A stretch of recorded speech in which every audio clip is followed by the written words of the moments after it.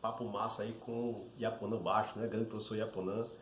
E nesse episódio, né, nosso quinto episódio, trazemos Ana Célia Siqueira, uma grande ativista do movimento negro, né, potiguar, amiga nossa aqui de Seramirim,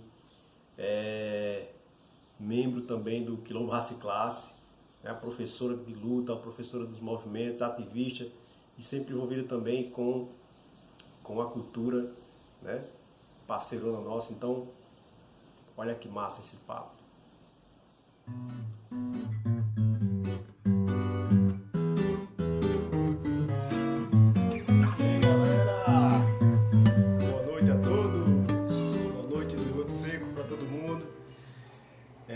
Hoje teremos mais um papo cultural, né? E vamos aqui entrevistar hoje uma grande figura e relacionada. Só baixar o somzinho aqui, galera. Nosso papo cultural hoje é com a nossa Ana Célia Siqueira, né? E vamos falar um pouco hoje sobre essa questão, essa problemática dos movimentos, né? Dos movimentos sociais que estão surgindo. Na verdade, estão se movimentando cada vez mais diante de todo esse turbilhão que está se passando no mundo, né? Com movimentos antirracismos, movimentos sociais cada vez mais necessários, né, para nosso crescimento como seres humanos, e respeitando as diferenças, respeitando todos com muito respeito. Agradecer a presença aqui da galera, Zé Roberto, grande abraço. Mandar caru filosófico aí, tô de olho, hein? Tá muito massa. Boa noite. Oi. Boa noite. Tá me ouvindo? Estou. Isso. Boa noite, Ana Célia. Ana Célia Siqueira, conosco essa noite. A gente bateu um papo legal. Muito assunto para conversar, né? Vivemos tempos complicados, tempos em que a união é primordial para a gente, né, driblar todos esses problemas que estão acontecendo diariamente. E Ana Célia, né, professora Ana Célia, companheira de luta, companheira de manifestações, de diálogos, muitas. A gente vai conversar um bocado aqui, tem muito assunto para conversar. Mas, Ana Célia, boa noite. Boa prazer noite, tê-la tá? conosco. Prazer tê-la conosco aqui no nosso Papo Cultural Goto Seco. Você que sempre tem andado conosco, né? Sempre fortalecendo os movimentos. E aí, fica à vontade para dar o seu boa noite para a galera. Então, primeiro eu quero agradecer o convite para nós que fazemos movimentos, sejam eles sociais, políticos, culturais. É sempre um prazerzaço poder ter um espaço para divulgar as ideias, para conversar com as pessoas. E aí nós agradecemos esses convites, né? Nós aceitamos também porque para nós é importante. Mas ainda nesse momento em que há muita dificuldade de se dialogar, de se reunir pessoas, né, pelo momento vivido. Então, para nós é sempre um prazer, seja ao vivo, seja online, poder reunir e conversar com a galera. Dou uma boa noite para quem está aí acompanhando, né, um grande abraço. Eu sei que vai ter muita gente conhecida, muita gente com quem nós costumamos nos reunir para curtir reggae, para curtir rock, para curtir MPB, curtir coisa boa, curtir cultura, né? Então é muito bom e, coincidentemente, na véspera do São João, né? Então, um dia que tem tudo a ver com a nossa cultura nordestina. Então, enquanto eu estou aqui, tem uma galerinha ali assando milho, curtindo um forrozinho, para não deixar a chama se apagar, apesar do momento. Então, eu só agradeço e já vou aqui dando uma boa noite para a galera e agradecendo mesmo com tudo isso, as pessoas tirar um tempinho para vir aqui conversar com a gente. Talvez eu dê algum trabalho, porque você viu, né? Eu disse lá, Instagram para mim é uma ferramenta que eu não usava até um dia desse. O que fez usar foi exatamente essa coisa das lives estarem acontecendo pelo Instagram. Mas eu estou engatinhando aqui, você me ajude para eu não deixar vocês na mão no meio da conversa. Vamos lá ver o Tranquilo. que, que a gente pode, o que, que a gente pode aqui aproveitar dessa noite, né? Creio que vai ser bem legal. Isso. Ana Célia, todos lhe conhecem, né, pela professora, né, pela a pessoa ligada à questão da educação e também por todo o movimento, né, que você tem feito pelos direitos dos educandos, né, e dos educadores, através de sindicato, através de reivindicação dos direitos, né? E nós vivemos, de vez em quando, a história, por falta de memória, né, entra num turbilhão dos mesmos problemas que vem acontecendo de forma equivocada, de forma de pensamentos autoritários que vem surgindo e que acabam resvalando aí numa violação de direitos diariamente, mas alguns pontos chegam a exacerbar e levantar aquela questão, né, da importância do movimento social e também da luta contra o racismo, né? E a gente tem observado mais recentemente, né, os movimentos indo para a rua, apesar dessa pandemia que a gente está vivendo, muita gente não respeitando a questão do isolamento, mas um motivo a mais para se rebelar diante de tanto de desrespeito em relação aos povos negros, né, aos povos indígenas, mas também em relação a uma questão do racismo que vem aflorando aí diante de movimentos fascistas, né, na verdade, que vem surgindo. Como é que você se vê passando mais uma vez por isso, né? Porque a gente vivencia isso todo dia e como é que você vê isso hoje, né? Em pleno 2020. Então, você falou bem, né? Quem me conhece sabe que eu tenho grande parte da minha vida ligada diretamente ao movimento sindical, movimento onde eu atuei mais fortemente como dirigente do Sindicato dos Trabalhadores em Educação Regional aqui de Ceará-Mirim, mas Ana, você isso está me não me ouvindo? impediu de... Estou. Você está me ouvindo? Você está me ouvindo? Está me ouvindo? Estou. Estou.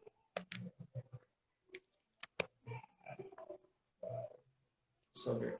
Oi? Eu não tô te Está ouvindo, me Ana. ouvindo? Pessoal aí que entrou, tá Não ouvindo? está.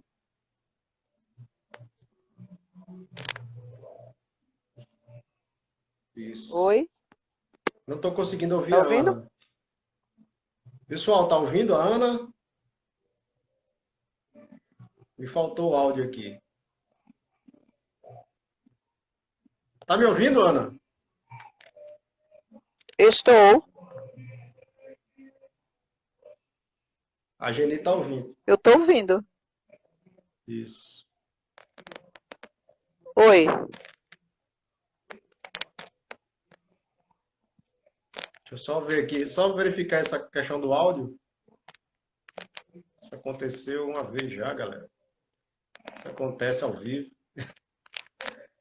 Só tentar solucionar aqui, tá? Eu que não estou ouvindo a Ana. Deixa eu só.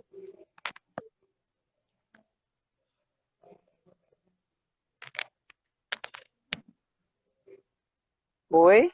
Está me ouvindo? Deixa eu só trocar o headphone aqui, Ana. Pode ser o headphone, só chama.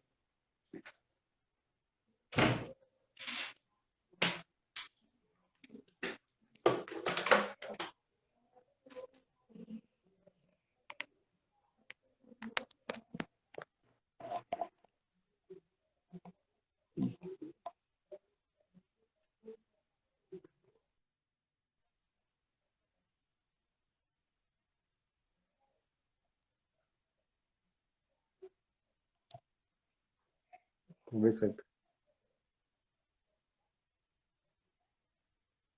Ô, Ana, eu não estou te ouvindo. Não sei se é alguma Oi? interferência, já aconteceu uma vez. Vou fazer o seguinte, eu vou desconectar e conectar de novo. Tá ok, pessoal? Eu vou encerrar e a gente volta, tá ok? Tá bom. Não estou te ouvindo. Cantos Aidube aí, Márcio está dizendo que está ouvindo, mas eu não estou ouvindo a Ana. Pessoal, eu vou fazer o que aconteceu da outra vez, né? Infelizmente eu não identifiquei esse problema aqui. Eu vou sair um pouco, sair e voltar com a live, tá ok, Ana? Aí você volta Eu saio você também? conecta lá de novo, tá ok? Tá bem.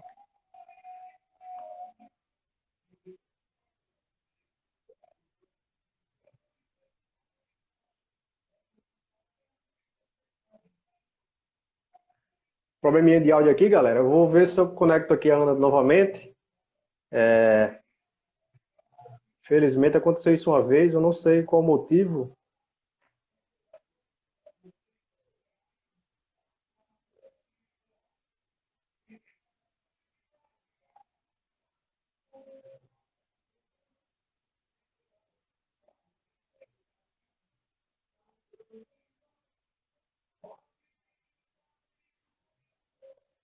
Agradecer a presença aí, grande Márcio, Cantos Aidube, Elvis, Emerson, Geni, grande Geni, grande abraço.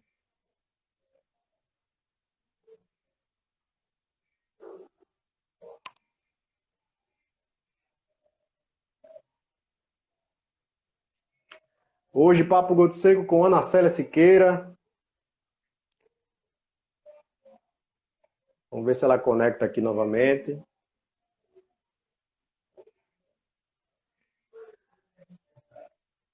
Não sei o motivo, galera. Mas é ao vivo, aí vai rolar isso aqui mesmo. Vamos ver se a gente consegue aqui conectar novamente com a Ana.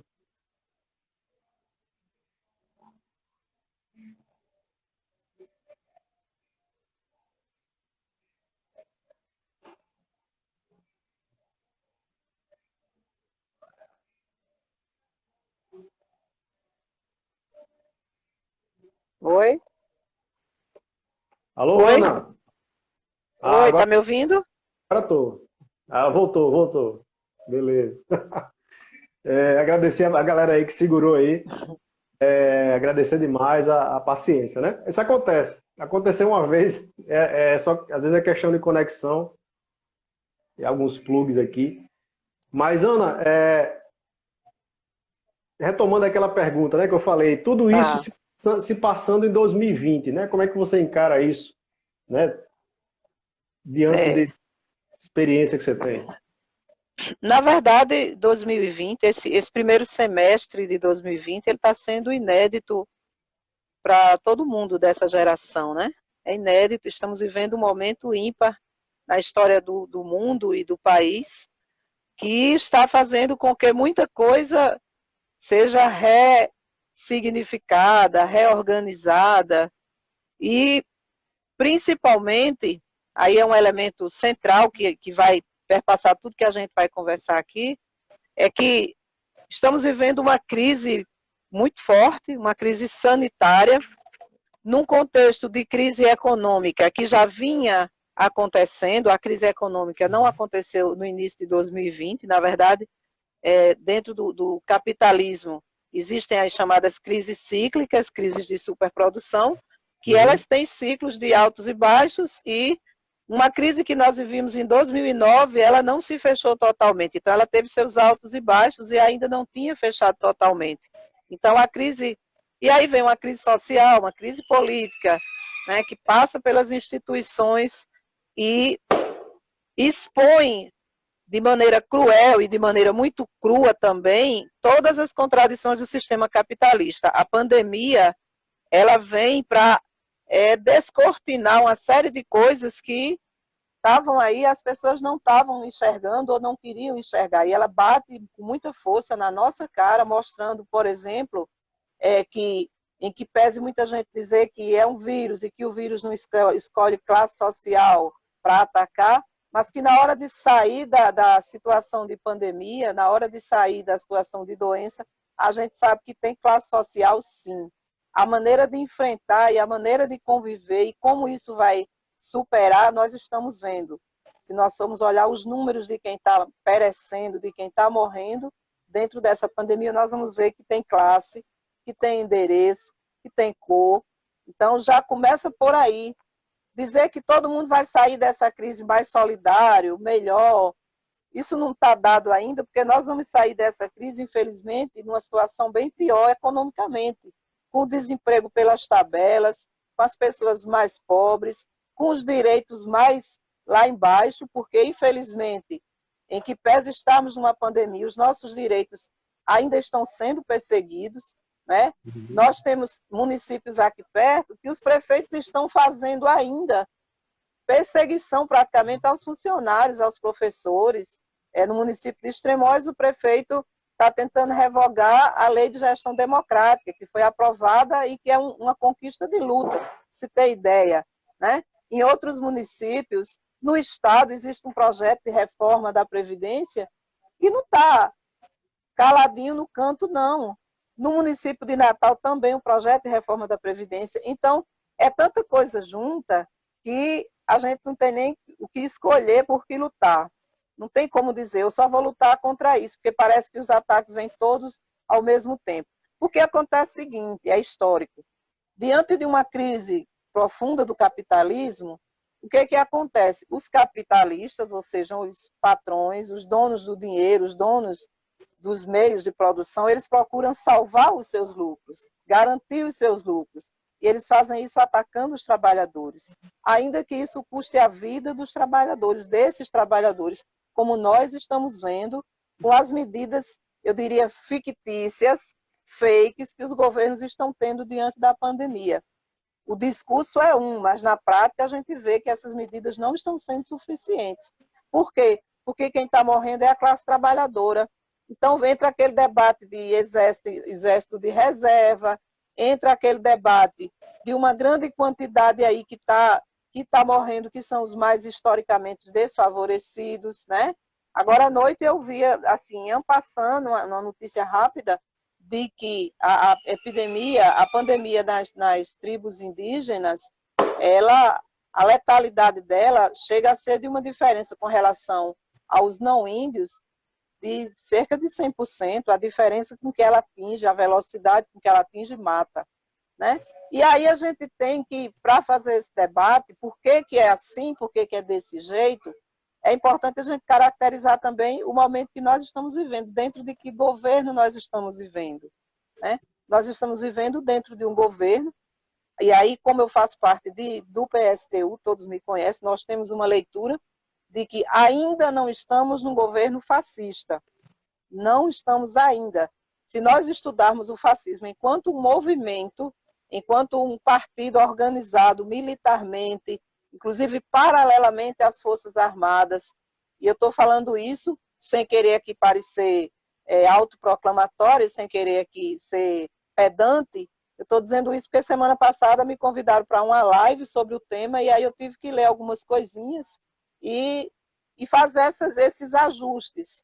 O que não quer dizer com isso que nós estejamos, nós do PSTU, minimizando os problemas que esse governo tem. E também não estamos descartando um golpe, qualquer coisa do tipo, uma passada grande aí para uma coisa mais ditatorial, para um governo, com toda certeza, são coisas que nós sabemos muito bem que é possível que ele tente fazer isso pelo seu viés. Agora, do ponto de vista de caracterizar, e por que é importante, eu uso essa palavra caracterizar? Porque em política nós fazemos assim.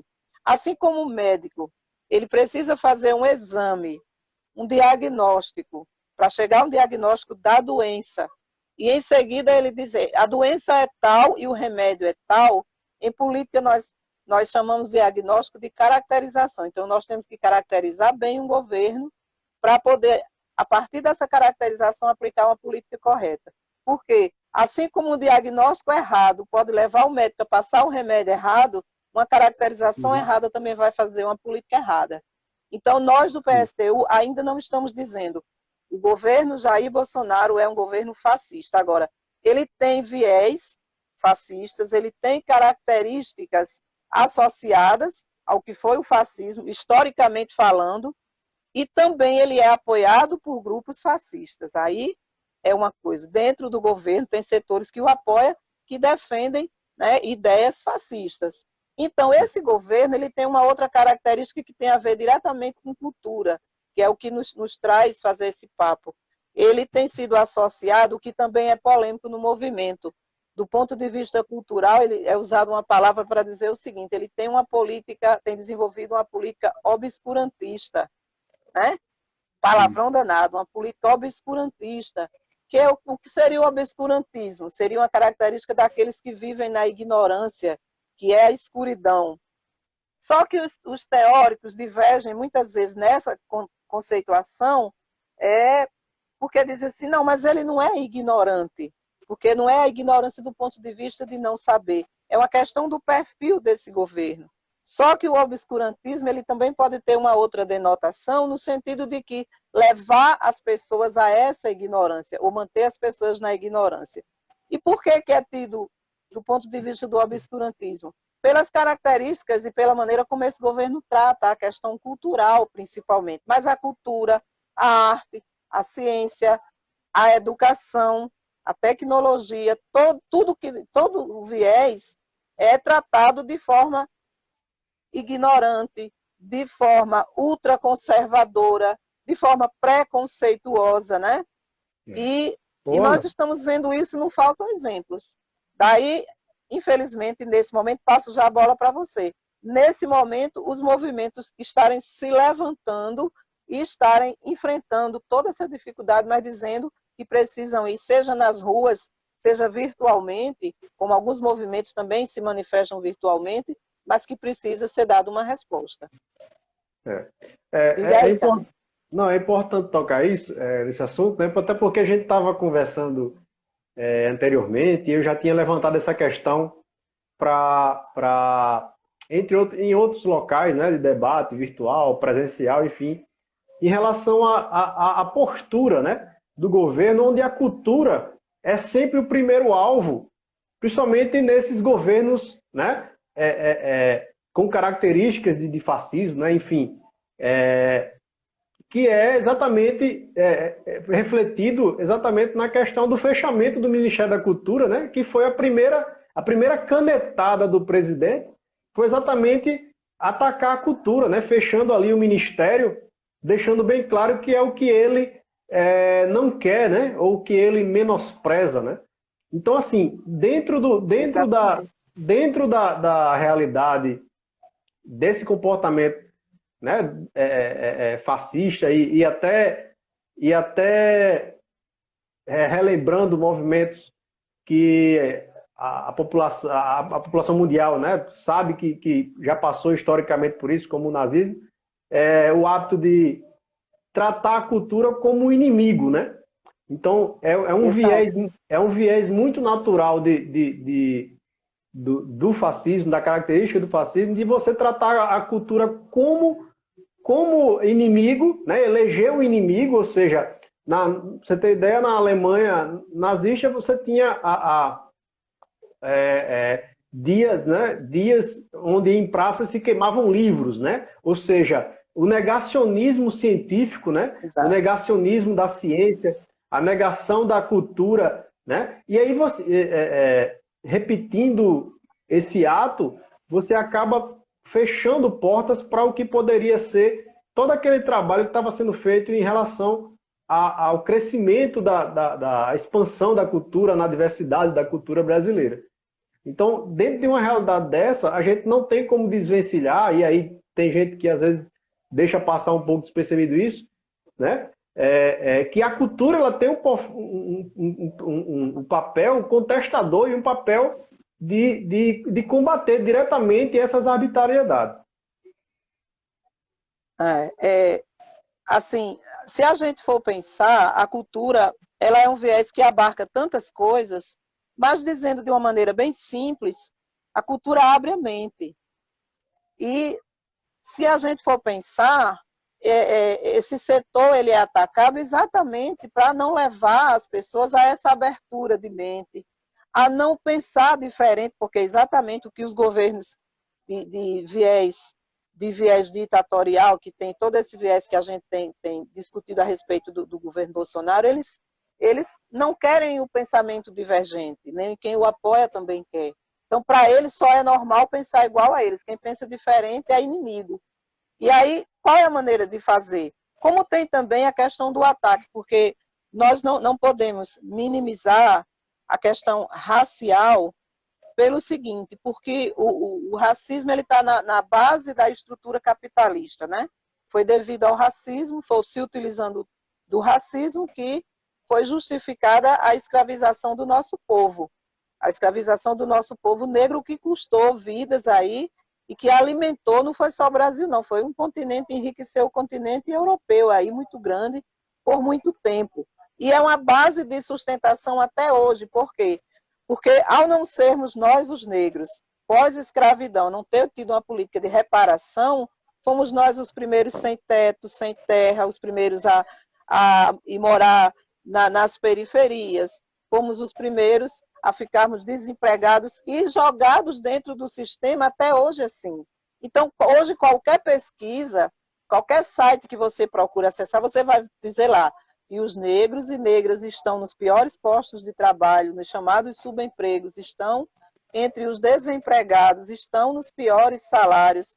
Se é mulher negra, aí é pior, porque sofre o machismo e o racismo combinado.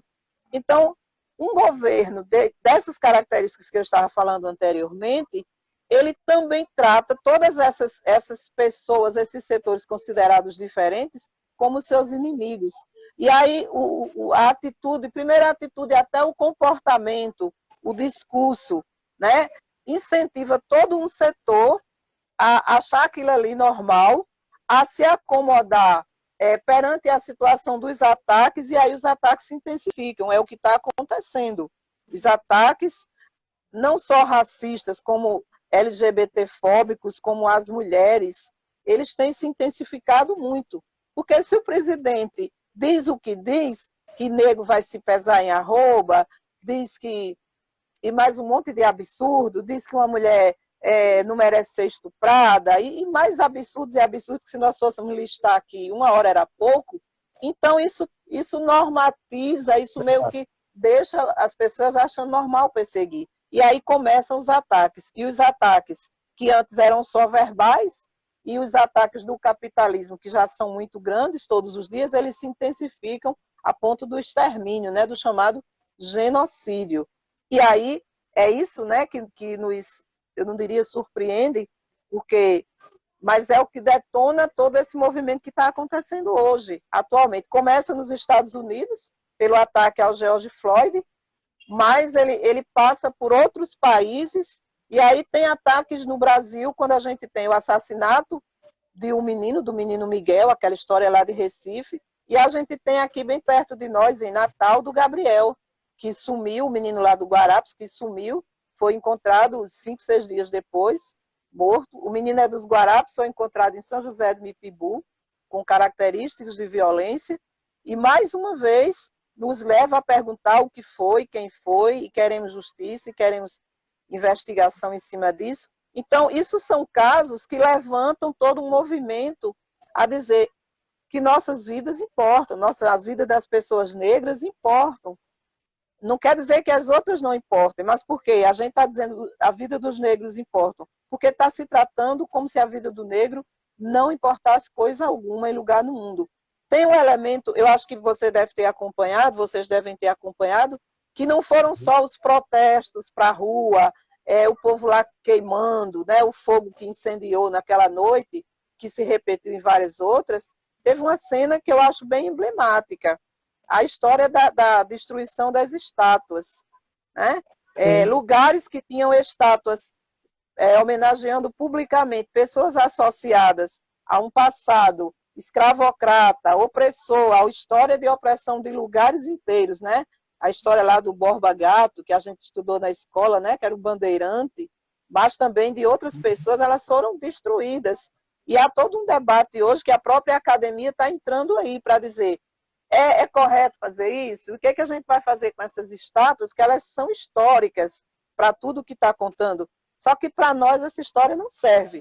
Para nós negros e para as pessoas também não negras, mas que reconhecem a verdadeira história de uma nação, a verdadeira história assentada na exploração de uma população inteira, não vai aceitar a história contada, porque a gente sabe que é uma história fajuta, né?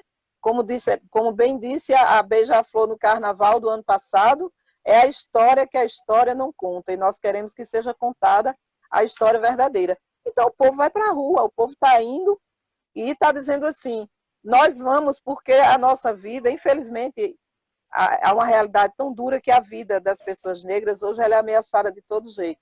Se não é ameaçada pela pandemia, porque fica em casa, não tem condições de fazer uma quarentena decente, é ameaçada na rua pela polícia.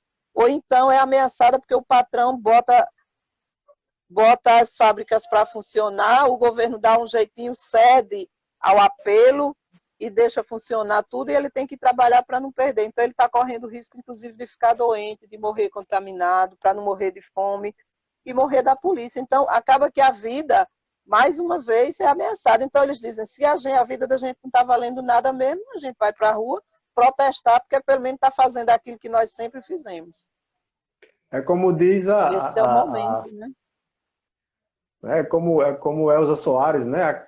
Canta, né? A carne mais barata, né? Do mercado, né? É a carne É a negra. carne negra, né? Então, assim, ironicamente, ela fala isso porque em suas canções, né? Canta e outros já cantaram também, devido a essa necessidade de se valorizar, antes de tudo, a vida, né? Mas, Ana, você falou da questão dos atos aí nos Estados Unidos, né? Que aconteceram, né? A chamada mundial, né? Black Lives Matter, né? Vidas negras importam e tal. E aí nós tivemos em Natal, e aí fazendo essa conexão com a cultura, para você ver como é interessante, nós tivemos em Natal recentemente uma obra, né? Uma obra de grafite, né? Que tinha uma conotação por direitos, né? Por direitos dos negros, dos movimentos sociais, né? Tinha lá Marielle Franco, né? Pintada nesse grafite. E coincidentemente essa arte de rua, ela foi, eu não lembro, eu não tenho informações aqui de quem era o autor, eram vários grafiteiros, né? Eram vários artistas que fizeram a obra no muro lá na Hermes da Fonseca. E aí foi essa obra, ela foi alvo de racismo, né? Porque claramente foi depredada, foi, né, pintada, destruída, enfim, exatamente nessa época dos protestos. E aí, assim, você tem um confronto aí, é como a cultura, né, como a expressão cultural, ela impacta e ela provoca, né, de repente, atos desse tipo. Então, nós dificilmente pensávamos isso em Natal, né, por ser aqui uma região mais próxima, né, ter uma certa pacificação, digamos assim, em relação a esse tipo de violência, porque não deixa de ser uma violência, e aí, de repente, a gente se depara com isso nos jornais, né? Ou seja, o governo, né, diretamente, ele acaba fazendo com que isso surja, né? Isso se aflore, inclusive em locais onde antes você não tinha esse tipo de ato, né? Esse tipo de violência. A violência acontece todo dia, mas a gente não tinha visto isso aqui. Mas a questão de se espalhar, da coisa se tornar tão banal e, ao mesmo tempo, é tão estimulada, é tão incentivada, né, que faz com que aconteça em lugares que a gente nem espera. Então, assim, a gente tinha conversado antes um pouco sobre isso, né? A cultura, a arte, ela é utilizada como um elemento de resistência, né? Um elemento para dizer, nós estamos aí, nós estamos manifestando a nossa posição Então, ela incomoda, evidentemente que ela incomoda, dentro de um governo com essas características, e todos aqueles que pensam igual, né? E é bom quando a gente fala em governo, a gente muitas vezes não centraliza só na figura do presidente, mas a gente sabe que tem uma franja muito grande que o apoia, inclusive tem governos estaduais que têm um discurso diferenciado, mas que tem uma prática que se aproxima bastante, porque é isso, se você tem a cabeça do governo, uma figura que uma das primeiras providências foi extinguir o Ministério da Cultura, transformou numa secretaria especial. Ao longo do tempo veio substituindo os tutelares que deveriam ficar à frente dessa pasta, quer dizer, não consegue sustentar uma pessoa para ficar à frente. Então, mostra bem o descaso com que a coisa é tratada. E isso não passa, vamos dizer, seriedade para ninguém, isso não passa estabilidade para ninguém, pelo contrário, é como se inconscientemente estivesse dizendo que cada um pode fazer o que quiser. Então, não tem. Nós tivemos, por exemplo, ano passado, na Bienal do Livro, acho que vocês lembram, né? Acho que muita gente lembra do que aconteceu lá na Bienal do Livro em São Paulo. O Marcelo Crivella, né, com a sua equipe, chegou lá e diante de uns livros, você deve conhecer, né, que você gosta dessa onda, né, do HQ, sim. E diante lá daqueles HQs que tinha uma cena de um beijo entre duas figuras lá, entre duas personagens, ele entendeu que aquilo ali era grotesco, que aquilo ali não podia ter, que aquilo ali era sexo, era atentado ao pudor, e inventou mais um monte de coisa para querer fechar o evento, para querer tirar os livros, e dentro ali mesmo teve uma resposta. Ele não conseguiu queimar os livros, porque não tirar os livros que ele queria, porque imediatamente aflorou aquilo ali, e a galera foi lá e disse, não é isso.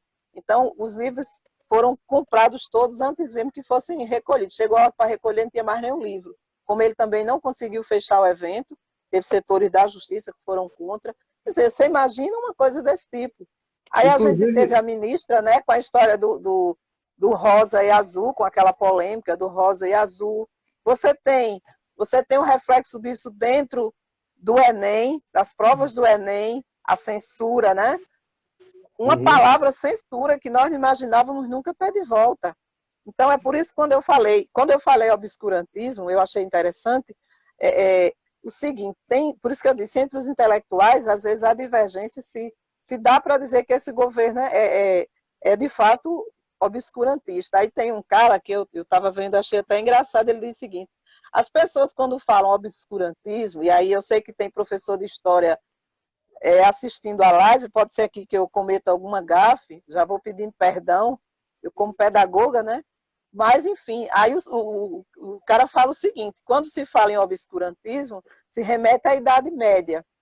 Mas olha que na Idade Média teve tanta coisa boa que foi feita, aí tem um artigo que o cara citou lá, um monte de descobertas, coisas que ficaram como legado hoje para a cultura.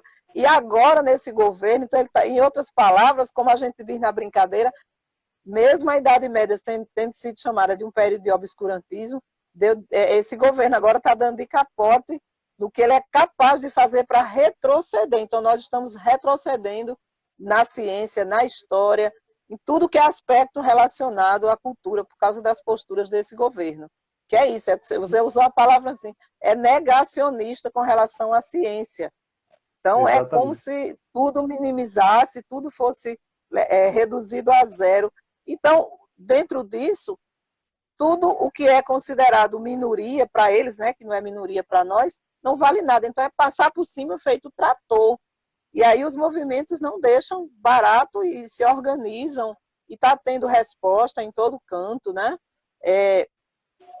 Agora mesmo estava vendo uma live com a turma de São Paulo, e chamada assim, a cultura periférica, porque é aquela cultura que não está muito no centro, mas que tem lá, é o hip hop, é o pessoal da arte popular, o pessoal que faz cultura, né? Uma cidade que respira cultura como São Paulo tem muitos setores organizados, e que está lá respondendo.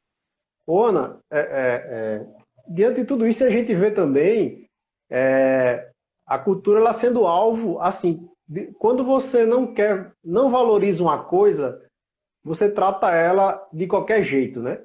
E é isso que a gente tem observado no Ministério da Cultura, quando de repente você tem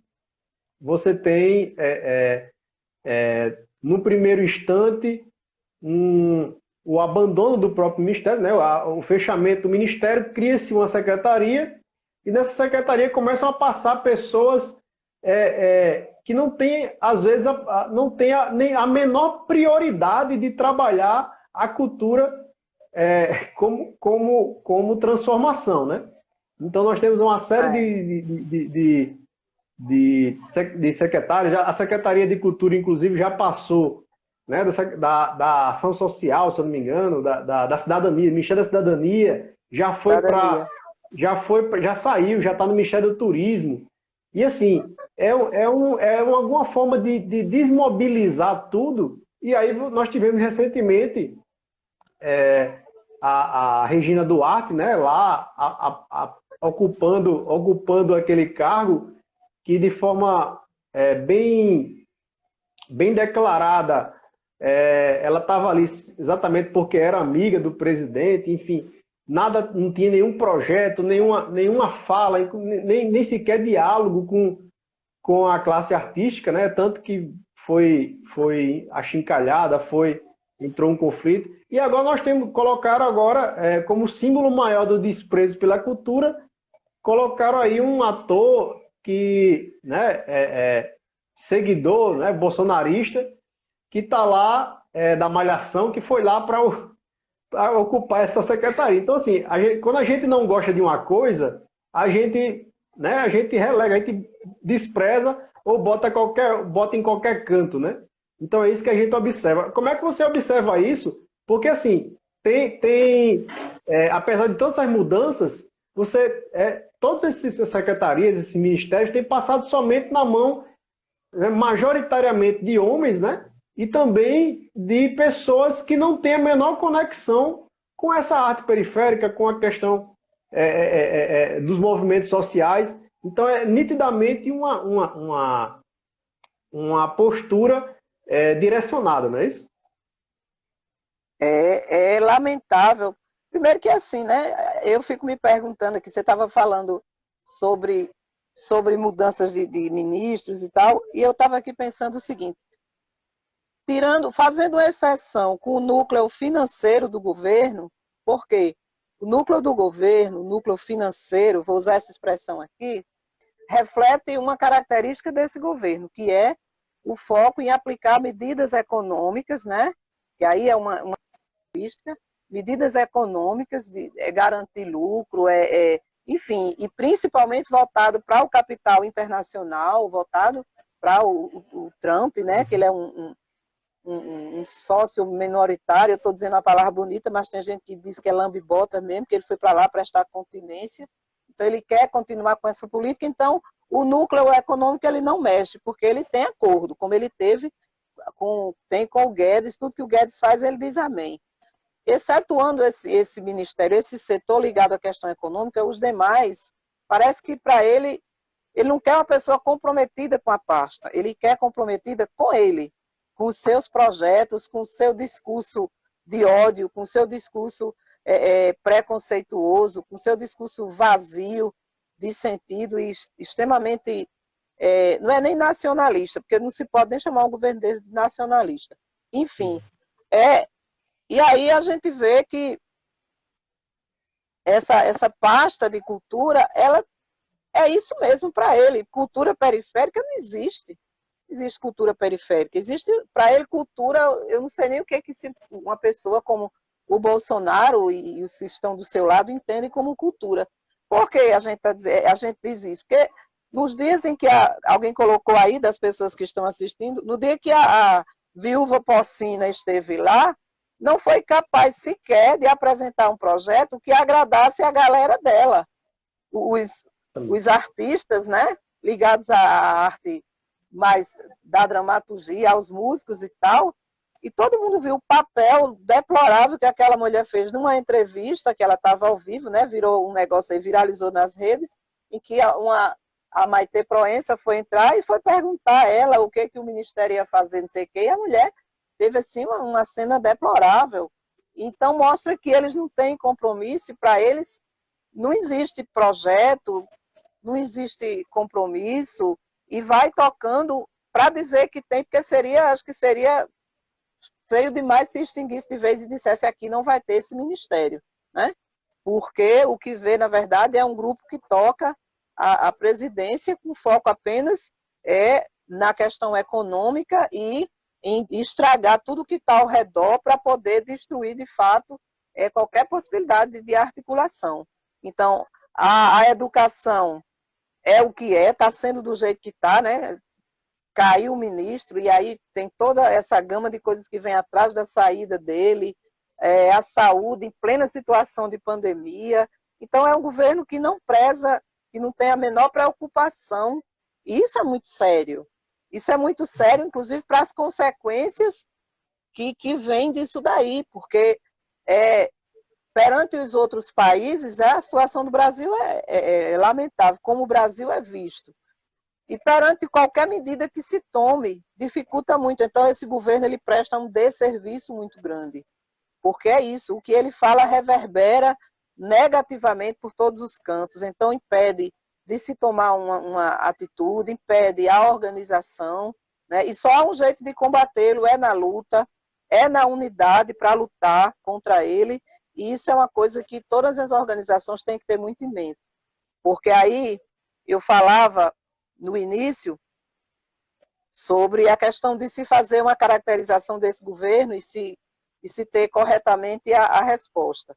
Então, primeiro, é preciso dizer aqui, nós estamos falando de cultura e de arte, e lembrar o seguinte, né, de que essas duas coisas tão únicas e que são polos de resistência, tem que ser também polos de independência.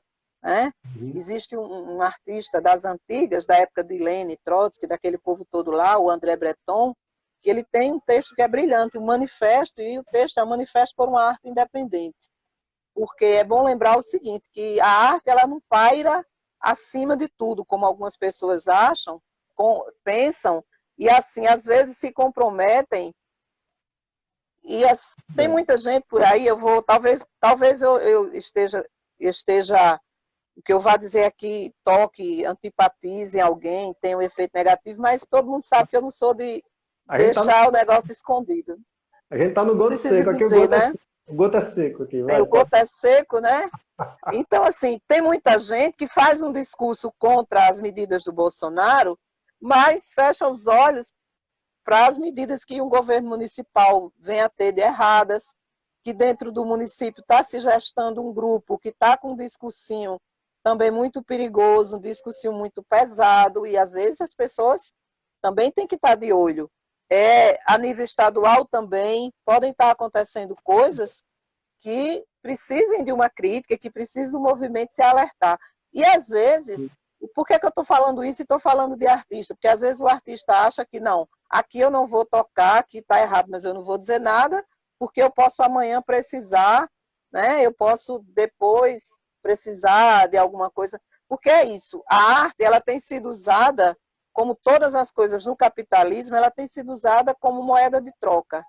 Ela é encarada para dar lucro. Então, às vezes, para não ter prejuízo, para não ser afetado, nós entendemos sensivelmente o que é viver de arte nesse país, o que é precisar de incentivos, mas isso faz com que, às vezes, determinados artistas entrem nessa e aí eu estou falando de Ceará Mirim, e aí eu estou falando, gostaria de estar olhando no olho de cada um e dizendo, e aí tem gente aqui no nosso município que faz a política do ABC e América, troca de lado, ou troca a cor da camisa, ou se agarra com uma camisa de determinada cor e esquece a sua independência quanto artista. Aí, num período, fala tudo contra, no outro período, fala tudo a favor.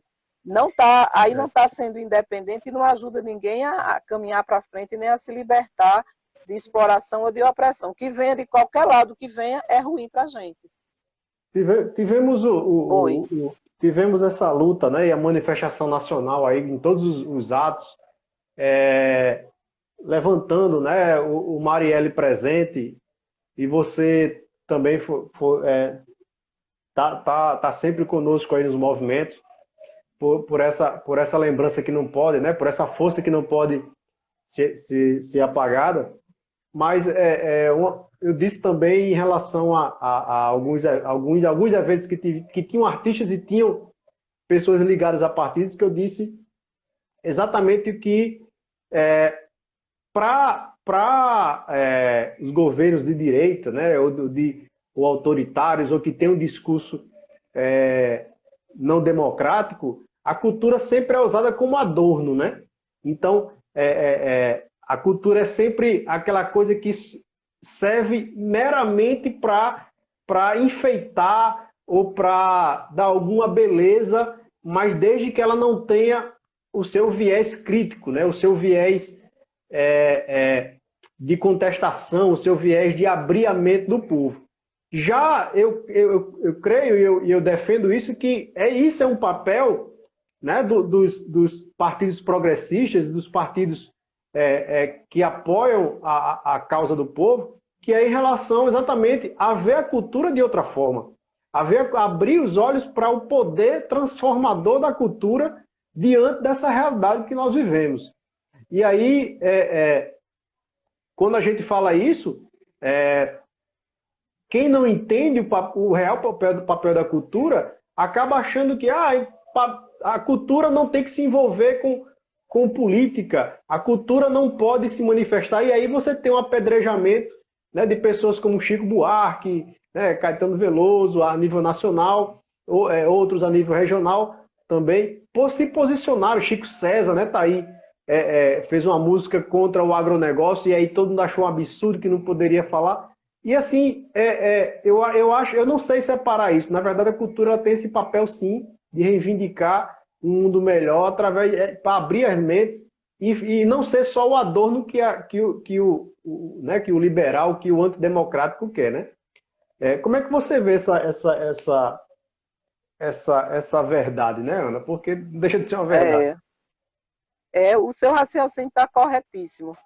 E lembrando, você falou aí, né, da questão do adorno, aí você citou Chico Buarque, né, o aniversariante da semana passada. Do mês, né? Na música Geni, né? Todo mundo conhece o Joga Pedra na Geni, né? Que não era bem... na hora que a cidade estava sob fogo cruzado lá e todo mundo achando que ia morrer, corre, chama Geni para vir aqui agradar o homem, para ver se salva todo mundo. Mas não era bem isso que diziam antes, não. Da Geni, eram para jogar outra coisa. E quem me fez... belíssima música. Quem me fez dar altas gargalhadas sobre isso, certa vez, foi Irã Barreto e Crézia. A gente estava tomando uma cerveja e foi dialogar sobre isso, e dizendo das muitas genis que nós conhecemos, né? Agora, tem as genis que vão sem perceber e tem as genis que gostam de serem chamadas na hora. Infelizmente tem. Há também a questão da necessidade, talvez seja isso que fale mais alto. E é tão correta essa ligação da arte, da música, do papel que ela representa e do perigo que ela representa em alguns momentos, que no período da ditadura as músicas eram perseguidas, eram censuradas e os caras eram mandados para fora, ou eles mesmos pegavam a mala e iam para lá para passar tempos melhores. Então é isso, quando o governo quer atacar e quer se fortalecer, a primeira coisa que ele ataca é a cultura, né? E nós não podemos cair nesse erro de achar que está certo. Então, artistas que se manifestam hoje contra o governo de Jair Bolsonaro, que dão, como a gente diz, dão a cara a tapa, que defendem, né? Isso, evidentemente, sem cair na polarização, petismo ou bolsonarismo, que a gente tem que ter muito cuidado para o Brasil não cair nessa polarização e achar que nós vamos resolver isso fazendo mais do mesmo. Eu sei que tem muito petista me ouvindo, mas também pegar e... Tem muito artista que se declara hoje contra o governo e o que ele faz e tal, e tem um perfil político, são pessoas engajadas na sua vida toda. Tem alguns outros que vão claramente dizendo, não, é porque aqui minha postura é essa. E nós temos que olhar muito, né? Que às vezes também leva para um outro polo, que é o que a gente chama mais do mesmo. É dizer assim, nós temos que tirar esse governo daí, ele não serve para a classe trabalhadora e nós vamos apresentar aqui um projeto. Agora vamos vir todo mundo para cá para discutir eleições. E aí cai no mais do mesmo, porque a classe trabalhadora já está cansada de eleições que não têm melhorado significativamente a sua vida. É o que nós chamamos de mais do mesmo. Então, quando a gente diz que tem que se unir, tem que ter unidade, eu não sei porquê, eu gosto mais da palavra unidade. Tem que ter unidade para lutar agora, para ir para as ruas, aqueles que podem ir. Alguém disse assim, o PSTU está sendo contraditório. Tocar aqui num ponto sensível. Estou falando para o povo da minha cidade, que tem PSTU, que deve ter visto isso. O PSTU está sendo contraditório. Um dia desse, o Centro de Saúde estava chamando lockdown em Natal, né? Botou um lockdown no estado e tal, e não conseguiu. Nós ainda achamos que deve ter uma quarentena radicalizada para salvaguardar a vida dos trabalhadores. Agora, para nós, é quarentena com renda, para garantir a vida e a sobrevivência de todos. É muito fácil as pessoas dizer, o povo vai para a rua, o povo quer morrer. Mas a gente não discute que o governo tem que ter responsabilidade nas vidas dessas pessoas e garantir que elas sobrevivam, garantir que elas vão passar por isso e vão se salvaguardar em casa. Se não tem, teve uma ajudinha aí de R$ 600, que de emergencial não foi nada, pelo tempo que as pessoas demoraram para receber, que a gente sabe que não significou nada, então não tem. E aí o Centro de Saúde chamou o lockdown, nós dizemos quarentena para não morrer, e aí o Centro de Saúde, mais outros setores, o PSTU foi para a rua, teve ato de rua. É uma política que a gente entende que tem momentos que não tem para onde correr. Oi. Ana, a conversa está boa, mas a gente só tem mais 2 minutinhos aqui para encerrar. Passa rápido demais. Passa rápido demais, né? A gente tem um tempo limitado no Instagram, que é apenas 1 hora, senão eles cortam mesmo. Sei. Mas a gente perdeu alguns minutinhos aí no início. Mas, assim, suas considerações finais, né? 1 minutinho para as considerações finais e a gente pode qualquer dia aí num papo mais à vontade. Eu não até no Facebook, que tem mais tempo lá, né? Tá ok? Sem problema nenhum. Tá certo. Agradecer, antes de você agradecer o pessoal. Lembrando que vai ter o festival, pessoal, 3, 4, 5 de julho agora, Festival Rio Grande do Reggae. Só visitar lá o perfil, tem muitas informações, muitas bandas de reggae no estado, certo? Lembrar também, pessoal, do Fórum Cultural de Saramirim, que o pessoal está se organizando, certo?